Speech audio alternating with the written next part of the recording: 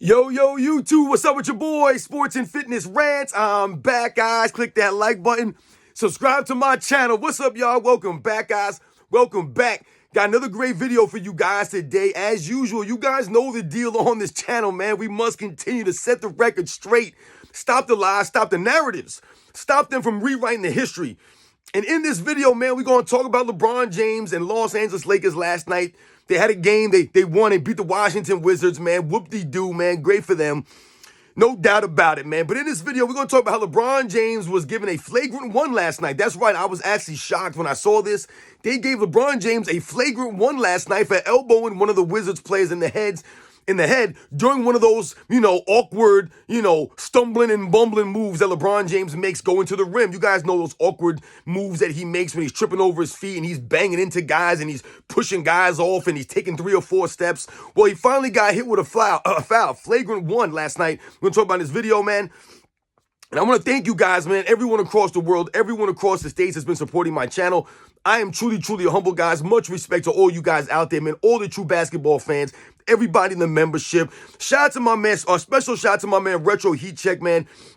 He's always shouting me out, man. He, like I said, man, he's a true inspiration, man. The dude says I inspired him to, start his YouTube channel. And, that's truly, truly humbling, man. For him to say that, it means a lot, for real. So shout out to my man, Retro Heat Check.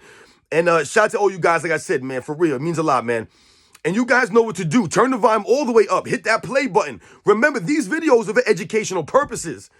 And let's roll. So, yes, guys, like I said, man, your boy LeBron James was at it again last night. The Los Angeles Lakers had a game last night against the Washington Wizards, the lowly Wizards. There's nobody really concerned or impressed with the Lakers beating the Wizards. But what was more interesting is that last night, LeBron James was actually called for a flagrant one last night, when he hit or inadvertently elbowed somebody in the head. Now, we could call it an inadvertent elbow, but the one thing that we do know is that these are the kinds of plays that we're always talking about, guys, right? We're always talking about these kinds of things. When we talk about LeBron James and his lack of overall offensive game and the fact that he's always allowed to get away with these kinds of things on the basketball court, driving down the lane, barreling into people, lowering his shoulder.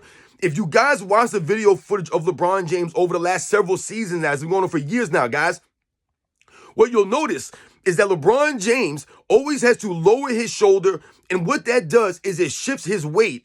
So what has been the result of this? If you guys have also noticed over the last several seasons now, LeBron James is often taking 3 or 4 steps now, right? Because I told you guys right now, it's a stabilizing step. You like to hear LeBron James fans always point to this gather step. Oh, man, LeBron James ain't travel. It was a gather step. The man had a gather step on the catch, a gather step on the release, 5 steps in between. His fans will never come to terms with the reality that this man's traveling all over the court. But when you watch LeBron James dribble and drive into the paint, drive into people, he often needs that 3rd and 4th step to stabilize himself because he's off balance, because he's dipping his shoulder down often into opponents and allowing him to do this, move these guys right out of the way. You guys have seen the video footage of this. He gets to use his off arm and extend that arm out, right, and push people backwards. They never call fouls against LeBron James. This is why, to this day, even though he's played over 400 more games than Michael Jordan, he still has not passed Michael Jordan in personal fouls. This is why LeBron James has never been over 200 fouls in a season, guys. Never went over 200 fouls in a season. Meanwhile, guys like Michael Jordan, well over 200 fouls in a season. Well over that, guys. LeBron James hasn't even averaged over 2 fouls a game for his career. He averages 1.7 fouls a game for his career. Meanwhile, Michael Jordan averaged 1 more foul than LeBron James throughout his entire career. LeBron James has been getting the preferential treatment like we see from the Lakers once again last night. They shot more free throws than the lowly Wizards, and they only won by 5 points. This is what I'm talking about, the inconsistent play, right? The underachieving of LeBron James-led teams. They play down to competition. They're inconsistent. And once again, they needed the assistance from the referees to win this game. Right? Because this is what they do, the Lakers and LeBron James teams. And they shot more free throws than the Wizards last night. But the interesting thing was, like I said, guys, the flagrant one assist to LeBron James, because they never called these things against LeBron James. It just so happened that last night the elbow was so egregious to this man. I mean, you guys have probably seen the replay. Go check it out. He caught this dude flush right in the side of his head with a clear elbow, man. But these are things that LeBron James is always doing on the court, extending that off arm, dipping that shoulder down into opponents. He's allowed to use his physicality in a league that has no physicality.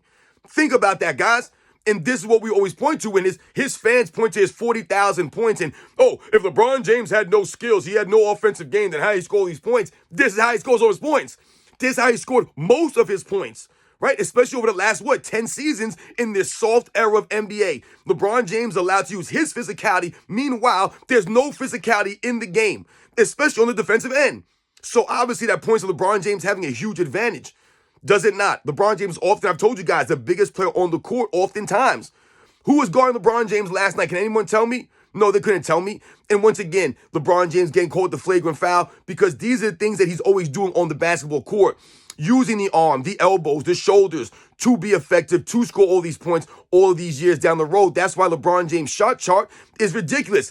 Everything is either in the paint or to stand outside, step into in the three. No one's guarding LeBron James on the three-point line. This is why he's allowed to shoot 9, 10, 11, 12 threes. And I told you guys, the sun will shine every once in a while for LeBron James. And he'll have a game like he did the other night where he hit 9 3-pointers. Once again, whoop-de-doo for LeBron James, because when it matters most, that three-point shooting will not be there. It won't, guys. And this is why I'm always telling you guys, the inconsistent play of LeBron James. So he'll make those 9 threes, and then he won't sniff 9 threes again for a long time. Like I said, he will not do that in the postseason.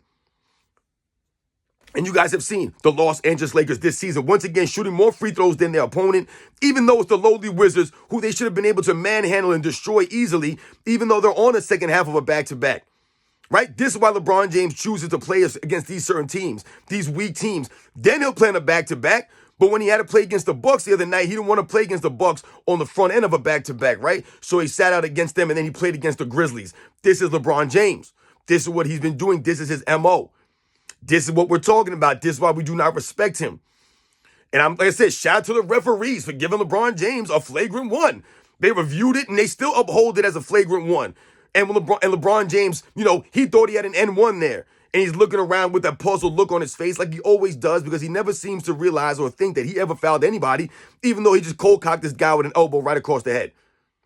And this is what we're always pointing to, guys. It's the same thing that we're always talking about, that his fans are in denial about. The LeBron James gets away with offensive fouls up and down the court. He gets away with traveling up and down the court. The video footage is out there. We've been posting the lowlights. We done with LeBron James. I've told you guys this. We're done with this nonsense that the NBA is allowed to go on for years now. These guys to carry the ball and travel all over the court. They allow someone like LeBron James to use his physicality when they've taken the physicality out of the league. Doesn't make any sense, guys. This is where the league exposed themselves. This is when LeBron James gets exposed as having a lack of offensive game.